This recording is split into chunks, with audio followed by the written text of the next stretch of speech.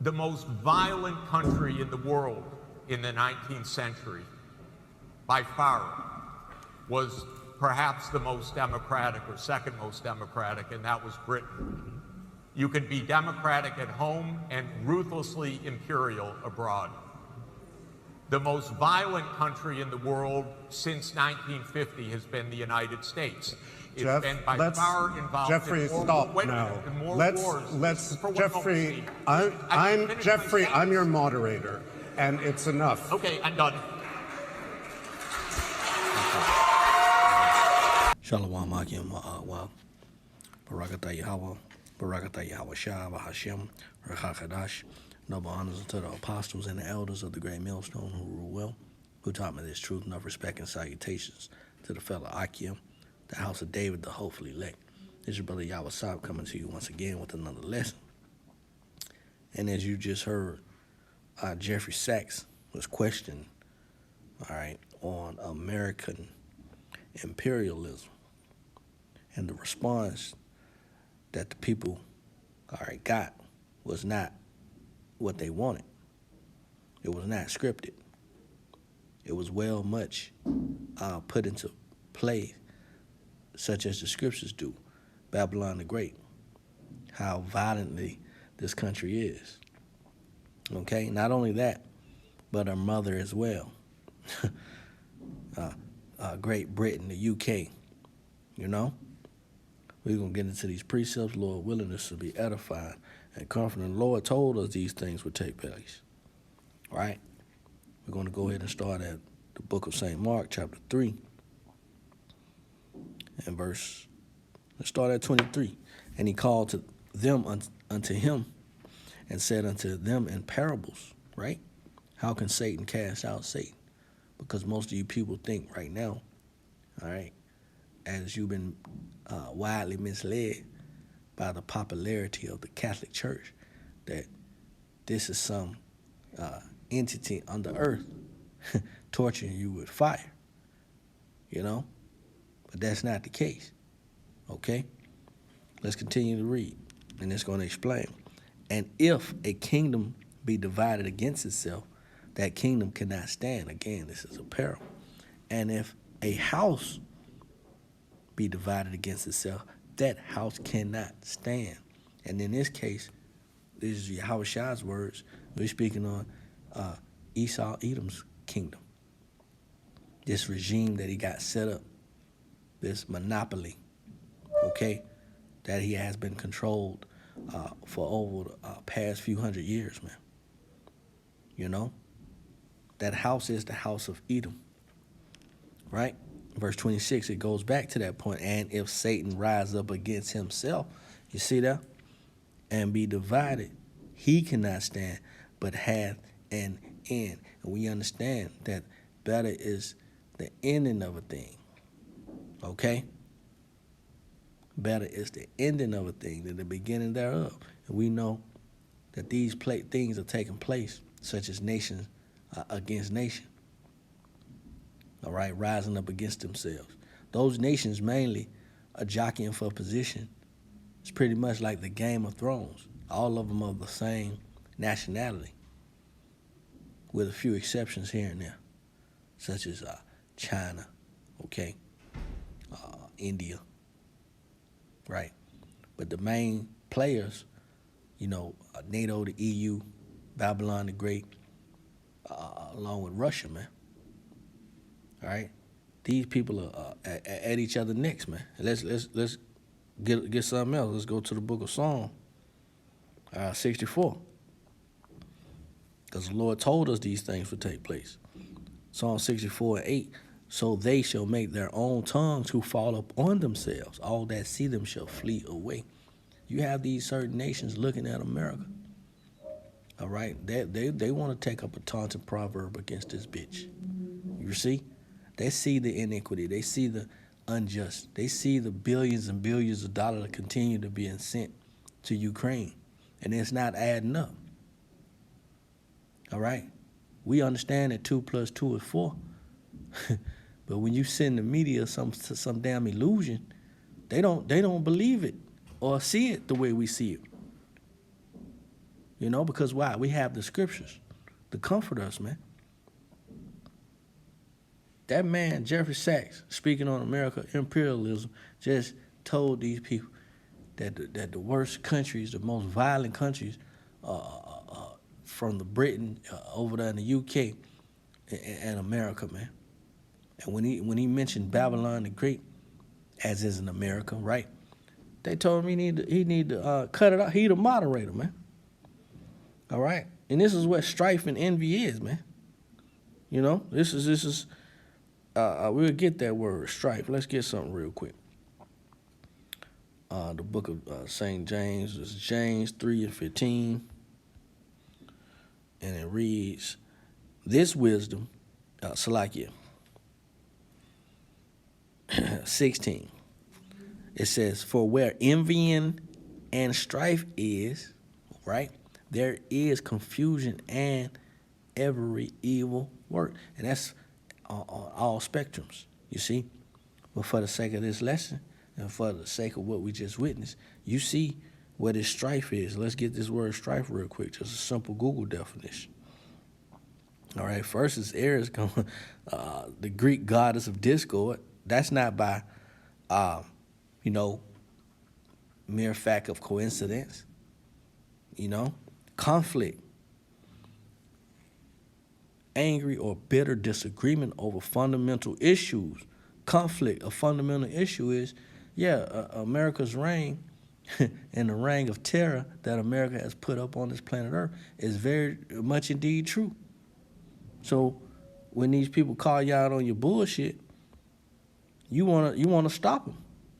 All right, we see that going on now, the silencing of the truth speakers.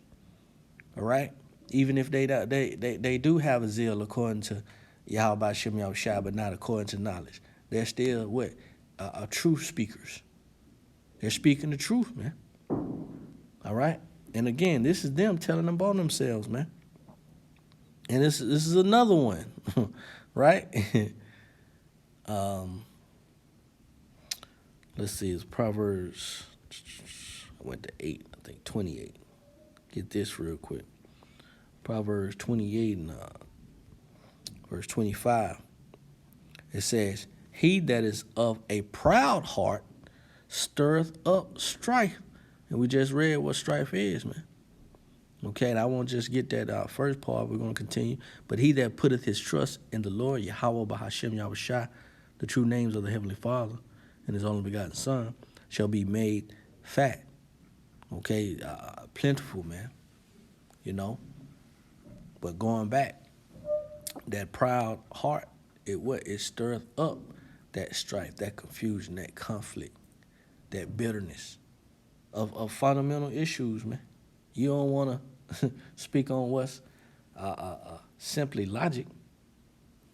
You want to speak on something that you can control the narrative of. And we see that with this nation of Esau, Edom. We see that with his constituents, okay?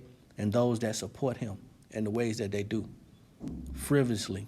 Hey, those they're going to be thrust through as well. Those that are joined unto them shall also be thrust through, man. Roughly paraphrased. Let's get this Habakkuk. This is Habakkuk 2 and 5. Let's start at 5. 6 is the point I want to get. Yeah, also because he transgresses by wine, he is a proud man. Here we go back with that proud. All right, person. Okay, the characteristics of a fugitive. Neither keepeth at home, who enlarges himself, his desire as hell, and is as death and cannot be satisfied, as is the grave. They could take as many bodies as the ground need, man. All right, but gathered unto him all nations and heapeth up to him all people, and that's that America rulership, where they have over 700 plus bases, military bases, all right, militant bases, and over 75, 80 something countries, man. That's damn near 10 bases per country. That's overkill, man. And what do he do when he get and invade these places, such as he's doing in Haiti, right? He comes there and he indoctrinates you. He feeds you with the philosophies and the rudiments that he wants you to believe in and think in, for you to think like him. He transgressed by that wine, which is his philosophy. This is why he's a proud-ass man. Let's continue. Verse 6, it says, shall not all these take up a parable against him and a taunting proverb against him and say, woe to him that increaseth that which is not his, by theft, by robbery, by murder, okay? These things you have done to gain in this world, right? It says, how long? And to him that laddeth himself with thick clay, debt on top of debt on top of debt. In America, trillions of dollars in debt, man. They just show you the tip of the iceberg. They don't show you what's really looming, all right, here in America, on the soils of America. You think they really, you think it'll be beneficiary to the elites to tell you what the fuck is gonna go down?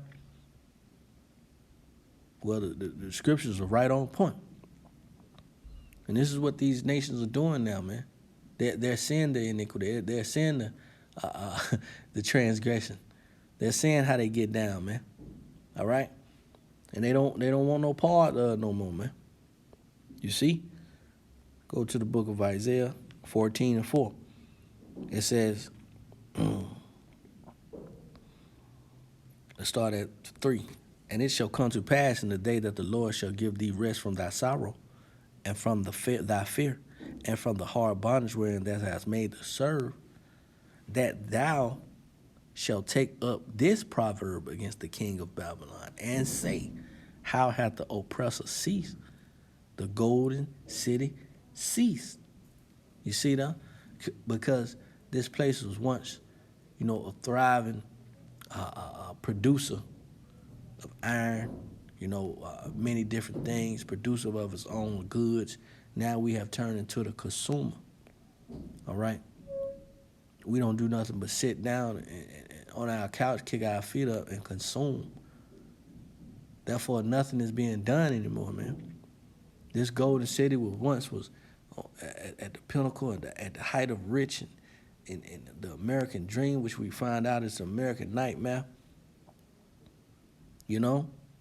It's done. The music is trash. The city is slowing down. Let's continue. Verse 5, the Lord hath broken the staff of the wicked and the scepter of the rulers. And, to keep yourself up, you use what? Staff. That's for what? Support, man. And these main intricate, such as these diesels, gas in America, the artery of America, such as the Mississippi River. All right, these things was once a staple.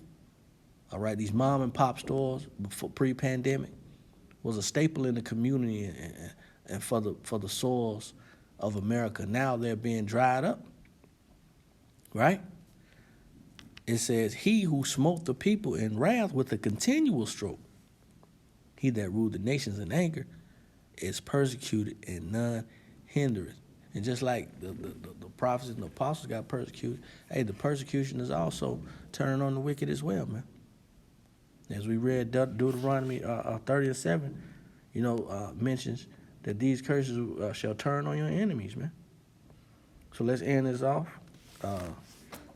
In the book of Isaiah, get 33 and 1, it says, woe to thee that spoilest, and thou wast not spoiled, and dealest treacherously, and they dealt not treacherously with thee. When thou shalt cease to spoil, thou shalt be spoiled.